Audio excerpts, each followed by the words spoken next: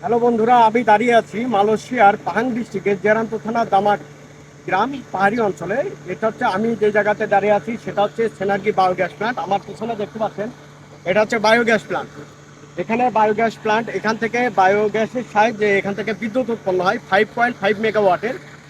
আর এই বিদ্যুৎটাই মূলত আমাদের এখানের আশেপাশে যে অঞ্চলটুকু সেই অঞ্চলটুকু পর্যন্ত বিদ্যুৎ সাপ্লাই হয় এখান থেকে।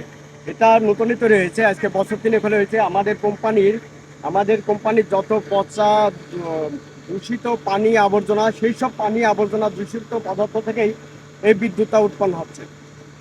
এটা একটা পুকুর করা হয়েছে, পুকুর আর কি আমাদের দেশে যেটা বলে পুকুর, সেই পুকুর পুকুর করে তিনটা এখানে পুকুর করে উপরে দেখুন কালো যেগুলো দেখতে পাচ্ছেন, এটা হচ্ছে ত্রিপাল মতন করে মোটা প্লাস্টিক, সেটাতে ঢেকে দেওয়া হয়েছে। এটার ভিতরেই কিন্তু আসলে মূলত সেই গ্যাসটা উৎপাদন হচ্ছে, সেই গ্যাসটা থেকেই বিদ্যুৎ উৎপন্ন হচ্ছে।